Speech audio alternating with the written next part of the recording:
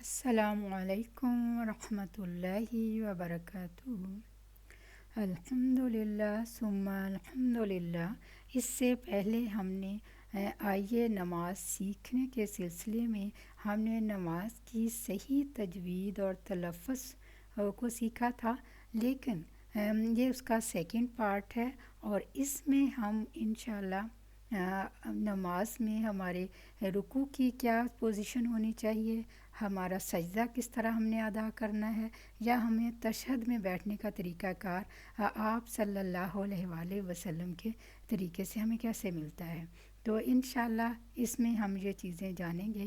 اور میں امید کرتی ہوں کہ بہنیں یہ سارے سٹیپس کو بہت اچھی طرح سنیں گی، اس لیے کہ اس کے بارے میں بہت کوسچنز آتے ہیں کہ جب ہم تشہد میں بیٹھتے ہیں تو اس وقت ہماری پوزیشن کیا ہونی چاہیے، اور اکثر لوگ رکوع صحیح طریقے سے نہیں کرتے، اور حدیث سے ہمیں یہ بھی پتہ چلتا ہے کہ ہماری نمازیں ہی قبول نہیں ہوتی اگر ہمارا رکوع صحیح نہیں ہے، یا ہمارا سجدہ ہم پراپر طریقے سے نہیں کرتے تو وہ ہماری نماز ہی شمار نہیں کی جاتی۔ تو یہ بہت ہی یعنی کہ ایک تکلیف دہ صورتحال ہے کہ ہم اپنا وضو بھی کرتے ہیں، ہم اپنا وقت بھی لگاتے ہیں، لیکن اب جلدی سے رکوع کر رہے ہیں، جلدی سے سجدہ کر رہے ہیں، جس کی وجہ سے ہماری نماز ہی ٹھیک نہیں ہوتی۔ تو اس سلسلے میں ہمیں بہت احتیاط کرنے کی ضرورت ہے، تو میں چاہوں گی کہ بہنیں اس کو پوری توجہ کے ساتھ سنیں، اور پھر اپنی باقی بہنوں کے ساتھ بھی اس کو شیئر کریں، اور اگر ایک دفعہ سننے سے سمجھ نہ آئے تو آپ اس کو دوبارہ سنیں، اس لیے کہ یہ نماز کا فرض بہت ہی اہم فرائض میں سے ہے، اور اس کا صحیح ہونا بھی بہت ضروری ہے، اور اس لیے اس پر پلیز توجہ فرمائیں، اور انشاءاللہ اللہ تعالیٰ بھی ہماری اس سلسلے میں مدد فرمائیں گے، رہنمائی فرمائیں گے۔ تو آج کا ہم اپنا لیکچر شروع کرتے ہیں۔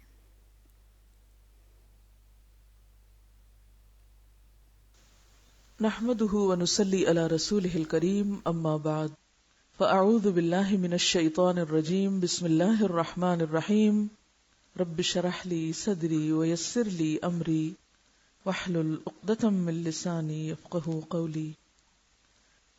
رسول اللہ صلی اللہ علیہ وسلم نے فرمایا، صلو کما رأیتمونی اصلی، نماز اس طرح پڑھو جیسے میں پڑھتا ہوں، یعنی ویسے ہی تم بھی پڑھو۔ اس لیے ہمیں یہ دیکھنا ہوگا کہ آپ کیسے پڑھتے تھے، اور یہ دیکھنے کے لیے ہم لازمی طور پر محتاج ہیں صحابہ کرام کے کہ وہ ہمیں بتائیں کہ آپ صلی اللہ علیہ وسلم کو انہوں نے کس طرح نماز پڑھتے ہوئے دیکھا۔ تو اس سلسلے کی حدیث ہے صفحہ نمبر 139، نماز نبوی تکبیر اولی سے سلام تک۔ نماز کیسے پڑھی جائے، نماز کے طریقے پر مبنی یہ حدیث جو اس وقت آپ کے سامنے پڑھی جائے گی 11 صحابہ کرام سے مروی ہے، گویا 11 صحابہ کرام کی گواہی ہے، اس پر شہادت ہے۔ حضرت ابو حمید ساعدی رضی اللہ عنہ سے روایت ہے کہ انہوں نے رسول اللہ صلی اللہ علیہ وسلم کے 10 صحابہ کی جماعت میں کہا، یعنی 10 لوگ بیٹھے تھے، ان کی موجودگی میں کہا، میں تم سب سے زیادہ رسول اللہ صلی اللہ علیہ وسلم کی نماز کے طریقے کو جانتا ہوں۔ انہوں نے یہ کیوں کہا کہ میں سب سے زیادہ جانتا ہوں؟ آپ کے فہم کا امتحان ہے، آپ میں قوت استنباط کتنی ہے۔ جی ہاں، یہ تو obvious ہے کہ ان کے ساتھ پڑھی، ان کو دیکھا، لیکن بعض صحابہ کرام کا دیکھنا صرف دیکھنا نہیں تھا، وہ تحقیق کی نظر سے، سیکھنے کی نظر سے دیکھنا تھا۔ ایک ہوتا ہے اپنے لیے کچھ دیکھنا یا اپنے لیے سننا، اور ایک ہوتا ہے پھر آگے کسی اور کو سکھانے یا بتانے کے لیے کچھ دیکھنا یا سننا۔ ان دونوں میں فرق ہوتا ہے؟ کیا فرق ہوتا ہے؟ کہہ رہے ہیں بہت زیادہ ہوتا ہے۔ کیا ہوتا ہے؟ ذہن میں بٹھاتا ہے۔ جی ہاں، جیسے آپ میں سے کچھ لوگ صرف اپنے لیے سنتے ہیں، اور کچھ کے ذہن میں یہ بھی ہے کہ ہمیں آگے سکھانا ہے، لہذا بہت ہی توجہ سے سنیں۔ ان پچھلے 2 دنوں میں میں سفر پر تھی، اور پھر اگر آپ میں سے کچھ لوگ اس بات کا عزم ذہن میں رکھتے ہیں کہ وہ گھر جا کر دوسروں سے شیئر کریں گے، اس روشنی کو پھیلائیں گے، تو ان کا طرز عمل تو بالکل فرق ہو جائے گا۔ ایک ہوتی ہے چھوٹی نیکی، اور ایک ہوتی ہے بڑی نیکی، فرق بتائیے. چھوٹی نیکی اور بڑی نیکی. یہاں آ کر کچھ لوگ چھوٹی نیکی کرتے ہیں اور کچھ یہیں آ کر بڑی نیکی کرتے ہیں. چھوٹی نیکی بس صرف اپنے لیے کوئی کام کرنا، اور بڑی نیکی اپنے ساتھ، اپنے علاوہ نہیں، وہ بھی چھوٹی ہو جائے گی، بلکہ چھوٹی سے بھی چھوٹی ہو جائے گی، اپنے ساتھ دوسروں کے لیے بھی کچھ کرنا. اب آپ کو زندگی ایک ملی ہے، آپ چاہیں تو اس میں چھوٹی نیکیاں کیا کریں اور چاہیں تو اسی وقت میں بڑی نیکی کر لیا کریں. اور بڑی نیکی کیا ہے کہ آپ صرف اپنے لیے نہیں سیکھیں، یہ سوچ کے سنا کریں، یہ سوچ کے سیکھا کریں کہ ہمیں اس کو اگر دوسروں کو بھی بتانا ہوا تو کیسے بتائیں گے، بات سمجھ میں پوری آئی یا نہیں آئی. نہیں آئی تو کلاس کے بعد آپس میں ایک دوسرے سے پوچھیں، سمجھیں. نہیں سمجھ آئی پھر استاد سے پلٹ کر پوچھیں حتیٰ کہ وہ بات سمجھ میں آ جائے. تو کچھ لوگوں کے اندر یہ تحقیقی مزاج ہوتا ہے اور کچھ لوگوں کے اندر یہ نہیں ہوتا، وہ بس ایک بھیڑ میں زندگی گزار رہے ہیں، جدھر سب جا رہے ہیں وہ بھی چلے جا رہے ہیں، ان کی اپنی کوئی سوچ نہیں، ان کے اپنے ذہن میں کوئی پروگرام نہیں. ایسے لوگ کوئی بڑا کام نہیں کرتے اپنی آخرت کے لیے، آپ سمجھ رہے ہوں گے دنیا کے لیے. جی، کیونکہ جب بڑا کام میں بولتی ہوں تو اس سے مراد آخرت ہوتی ہے، کیونکہ اکثر میں یہ لفظ بولتی ہوں کہ ایسے لوگ کوئی بڑا کام نہیں کر سکتے. تو مجھے ایک دن خیال آیا کہ کہیں اس بڑے کام سے مراد لوگ بہت بڑی دنیاوی شہرت حاصل کرنا نہ سمجھ لیں یا کوئی بہت بڑائی کے کام کرنا نہ سمجھیں. بڑے کام سے مراد اور بڑی نیکی سے مراد عام الفاظ میں بڑی نہیں کہ صرف سائز میں بڑی نہیں بلکہ اپنے انجام کے اعتبار سے بڑی. تو اپنے اندر تحقیقی مزاج پیدا کیجیے، اپنی آبزرویشن کو بڑھائیے، اور یہ بھی کسی دم درود سے نہیں بڑھے گی جب تک آپ کے اندر اس کی طلب یا ضرورت نہیں ہوگی. وہ کہتے ہیں کہ میں تم سب سے زیادہ رسول اللہ صلی اللہ علیہ وسلم کی نماز کے طریقے کو جانتا ہوں. صحابہ کرام نے کہا پھر ہمارے روبرو رسول اللہ صلی اللہ علیہ وسلم کی نماز بیان کیجیے. ابو حمید نے کہا جب رسول اللہ صلی اللہ علیہ وسلم نماز کے لیے کھڑے ہوتے تو اپنے دونوں ہاتھ کندھوں کے برابر اٹھاتے، پھر تکبیر تحریمہ کہتے. تکبیر تحریمہ سے کیا مراد ہے؟ اللہ اکبر. تحریم کیوں کہا گیا اس کو؟ تحریم سے مطلب حرام کرنا، یعنی بولنا، کھانا، پینا، سونا، ادھر ادھر دیکھنا، ادھر ادھر کی آوازوں پہ توجہ کرنا، یعنی سب سے کٹ کر انسان صرف اللہ کی طرف متوجہ ہو، باقی ہر چیز اپنے اوپر حرام سمجھے. پھر قرآن پڑھتے. اس قرآن سے مراد سورۃ فاتحہ اور کوئی بھی سورت. رکوع کے لیے تکبیر کہتے اور اپنے دونوں ہاتھ کندھوں کے برابر اٹھاتے، پھر رکوع کرتے اور اپنی ہتھیلیاں اپنے گھٹنوں پر رکھتے، پھر رکوع کے دوران کمر سیدھی کرتے، پس نہ اپنا سر جھکاتے نہ بلند کرتے. کمر سیدھی کرنے کا ایک حصہ کیا ہے؟ سر کو بھی سیدھا رکھا جائے. پھر اپنا سر رکوع سے اٹھاتے، پس کہتے سمع اللہ لمن حمدہ، پھر اپنے دونوں ہاتھ اٹھاتے یہاں تک کہ ان کو اپنے کندھوں کے برابر کرتے اور سیدھے کھڑے ہو جاتے، پھر اللہ اکبر کہتے، پھر زمین کی طرف سجدے کے لیے جھکتے، بس اپنے دونوں ہاتھ اپنے دونوں پہلوؤں سے دور رکھتے اور اپنے دونوں پاؤں کی انگلیاں کھولتے اس طرح کہ انگلیوں کے سرے قبلہ رخ ہوتے. پھر اپنا سر سجدے سے اٹھاتے اور اپنا بایاں پاؤں موڑتے یعنی بچھا لیتے، پھر اس پر بیٹھتے اور سیدھے ہوتے یہاں تک کہ ہر ہڈی اپنی جگہ پر آ جاتی، یعنی اطمینان سے بیٹھتے. پھر دوسرا سجدہ کرتے، پھر اللہ اکبر کہتے اور اٹھتے اور اپنا بایاں پاؤں موڑتے، پھر اس پر بیٹھتے اور دل جمعی سے اعتدال کرتے یہاں تک کہ ہر ہڈی اپنے ٹھکانے پہ آ جاتی، یعنی اطمینان سے جلسہ استراحت میں بیٹھتے. پھر دوسری رکعت کے لیے کھڑے ہوتے، یعنی دوسری رکعت کے لیے کھڑے ہونے سے پہلے بھی ٹک کر پھر اٹھتے. پھر اسی طرح دوسری رکعت میں کرتے. پھر جب 2 رکعت پڑھ کر کھڑے ہوتے تو اللہ اکبر کہتے اور اپنے دونوں ہاتھ کندھوں کے برابر اٹھاتے، جیسے نماز کے شروع میں تکبیر اولیٰ کے وقت کیا تھا. پھر اسی طرح اپنی باقی نماز میں کرتے. یہاں تک کہ جب وہ سجدہ ہوتا جس کے بعد سلام ہے، یعنی آخری رکعت کا دوسرا سجدہ جس کے بعد بیٹھ کر تشہد، درود اور دعا پڑھ کر سلام پھرتے ہیں، اپنا بایاں پاؤں دائیں پنڈلی کے نیچے سے باہر نکالتے اور بائیں جانب کولہے پر بیٹھتے، پھر سلام پھیرتے۔ یہ سن کر ان صحابہ نے کہا، اے ابو حمید ساعدی، تو نے سچ کہا، رسول اللہ صلی اللہ علیہ وسلم اسی طرح نماز پڑھا کرتے تھے۔ ابو داؤد کی روایت ہے، ترمذی نے بھی اس کو روایت کیا ہے، اور اسے ابن حبان، ترمذی اور نووی نے صحیح کہا ہے۔ بہرحال آپ کا ہوم ورک یہ فالو کرنا کیوں ضروری ہے، اور اگر ہم نہیں کرتے تو کیا ہوا؟ نماز تو ہو ہی جائے گی، جی ہاں ہو جائے گی، لیکن obviously درجات میں فرق ہوگا۔ تو امام ابن القیم الجوزی نے نمازیوں کی 5 قسمیں بیان کی ہیں کہ 5 طرح کے نمازی ہوتے ہیں۔ نمبر 1، مفرط توئے کے ساتھ، افراط سے، اپنے نفس پر ظلم کرنے والا، جو نماز کے اوقات، حدود اور ارکان اور وضو وغیرہ کا نقصان کرتا ہے، یعنی پڑھتا ہے لیکن اپنے پہ ظلم کرتا ہے، یعنی پڑھ کر بھی حاصل کچھ نہیں کرتا۔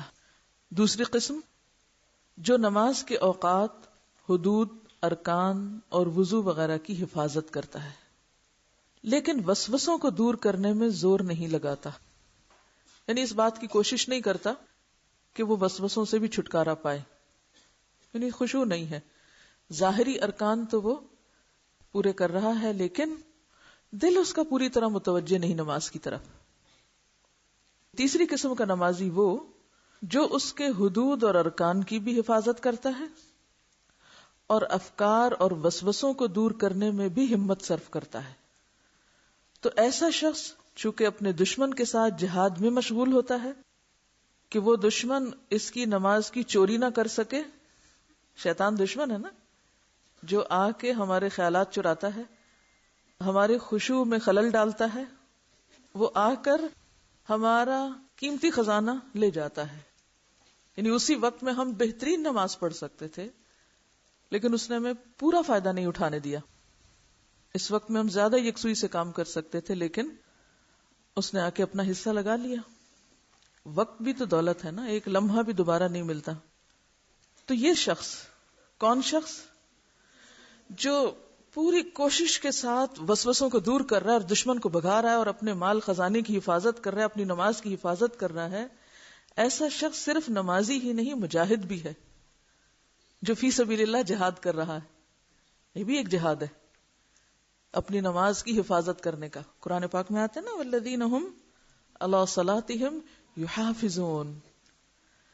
چوتھا، وہ شخص جو نماز کے لیے جب اٹھتا ہے تو اس کے جملہ حقوق اور ارکان اور حدود کو پوری طرح ادا کرتا ہے اور اس کی حدود اور حقوق کی حفاظت میں اپنا دل لگا لیتا ہے، یعنی پوری طرح ڈوب کے ایسا کرتا ہے کہ نماز کا کہیں کچھ نقصان نہ ہو جائے۔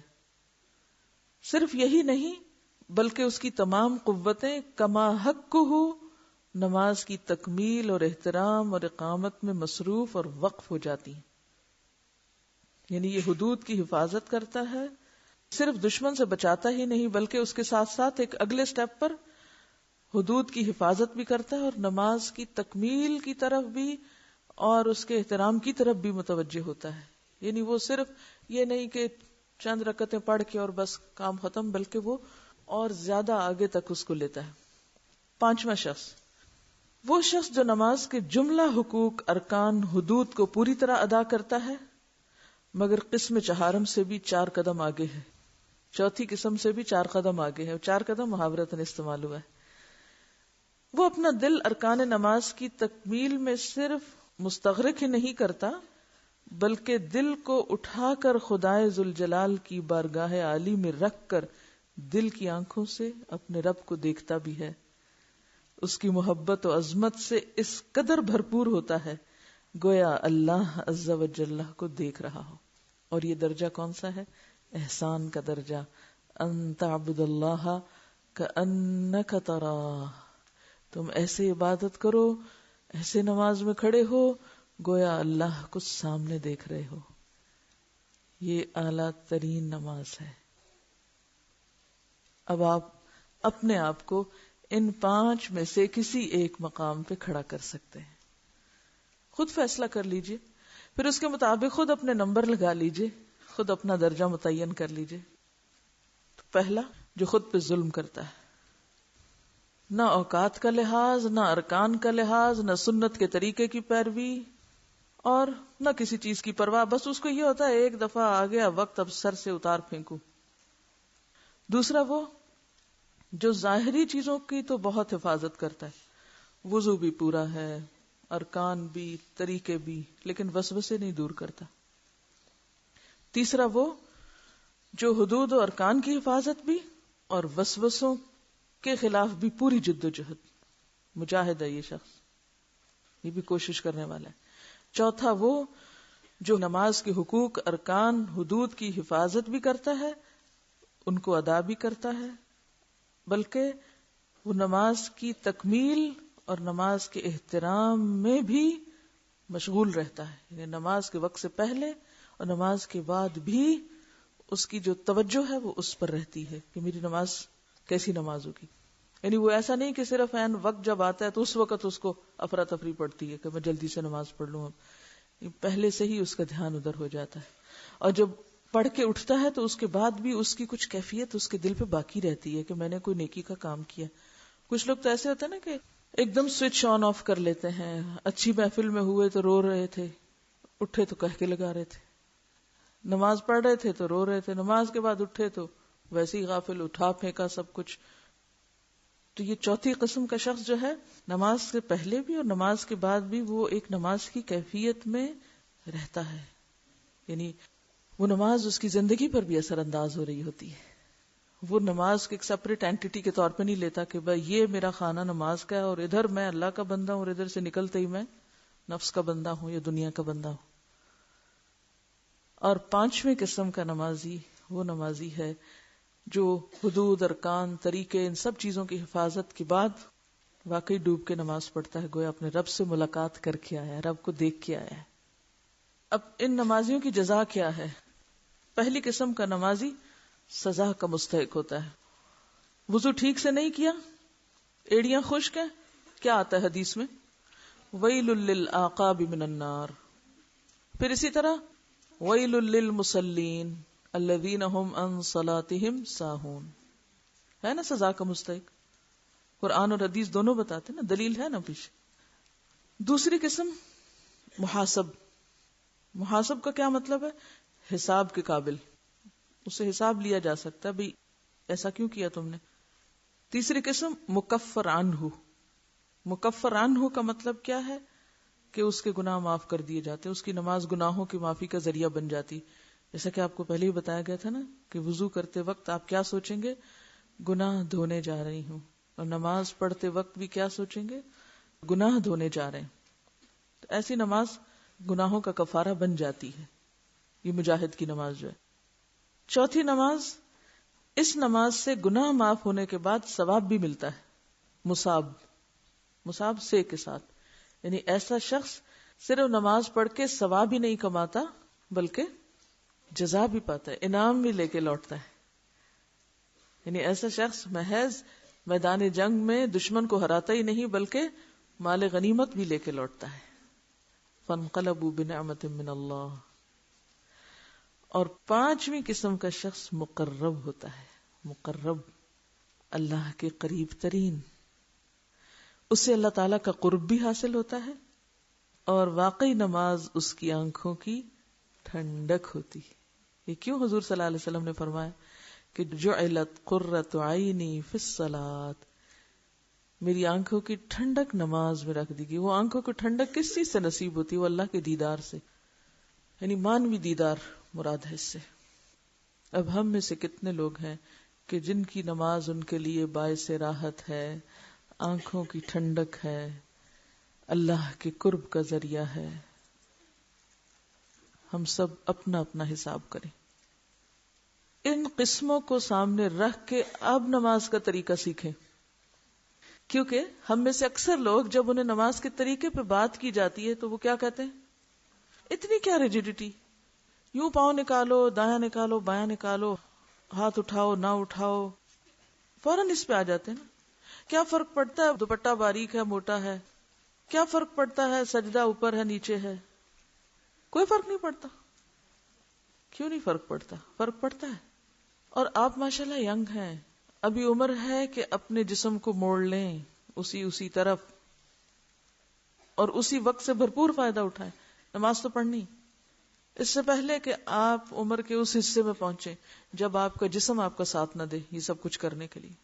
آپ چاہیں بھی لیکن آپ کو ایسی بیماریاں ہوں کہ آپ نہ ویسے پاؤں موڑ سکیں کیونکہ جسم بھی سخت ہو جاتا ہے، یا بعض اوقات گھٹنوں کی تکلیفیں، جوڑوں کی تکلیفیں ہیں اور تکلیفیں ہیں کہ آپ چاہتے بھی ہیں آپ سیدھے کھڑے نہیں ہو سکتے، آپ چاہتے بھی ہیں آپ پوری طرح رکوع میں جھک ہی نہیں سکتے، اب آپ کو کمر کی تکلیف شروع ہو چکی ہے. آپ چاہتے بھی ہیں اب آپ کولے پہ بیٹھ ہی نہیں سکتے، آپ گرتے ہیں. اب آپ پاؤں موڑ ہی نہیں سکتے کیونکہ پاؤں سوج چکے ہیں. تو اس سے پہلے کہ ایسی مصیبت میں پڑے، ابھی وقت ہے، اس وقت کو غنیمت جانے. ابھی سے کوشش کر کے سٹیپ بائی سٹیپ اپنی عادت درست کر لیں تو انشاءاللہ العزیز جب نیت میں اخلاص ہوگا، جب نبی صلی اللہ علیہ وسلم کی سنت کی پیروی کا شوق ہوگا تو اللہ تعالیٰ دل بھی کھول دے گا، ورنہ تو تعصب کچھ بھی نہیں کرنے دے گا. میں سوچ رہی تھی کہ کیوں نہ ہر سٹیپ کو لکھ کر، پہلا ہو گئی عادت، دوبارہ پھر یاد نہ رہا، او ہو میں نے تو یہ پڑھا تھا وہاں تو میں تو پھر بھول گئی. 1 مہینے کی چھٹی سب کچھ بھلا دینے کے لیے کافی ہے.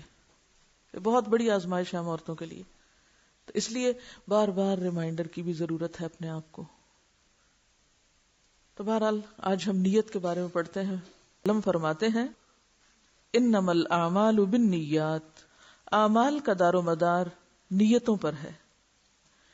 اس لیے ضروری ہے کہ ہم اپنے تمام اعمال میں سب سے پہلے پرخلوص نیت کر لیا کریں، کیونکہ جیسی نیت ہوگی ویسا ہی پھل ملے گا.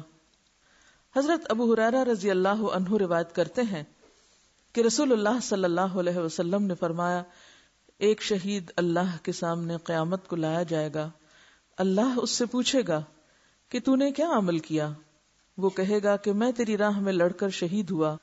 اللہ فرمائے گا تو جھوٹا ہے، بلکہ تو اس لیے لڑا کہ تجھے بہادر کہا جائے. پس تحقیق کہا گیا یعنی تیری نیت دنیا میں پوری ہو گئی، اب مجھ سے کیا چاہتا ہے؟ پھر منہ کے بل گھسیٹ کر آگ میں ڈال دیا جائے گا. اسی طرح پھر ایک عالم جس نے علم شہرت کی نیت سے پڑھا تھا اور پڑھایا تھا، اللہ کے حضور پیش ہو کر جہنم میں جھونک دیا جائے گا. پھر ایک شہرت کی غرض سے سخاوت کرنے والا مالدار، اس کا بھی یہی حشر ہوگا. تو نماز پڑھتے وقت بھی سب سے پہلا کام نیت کی درستگی، اور نیت کہتے ہیں پکے ارادے کو، پختہ عزم کو.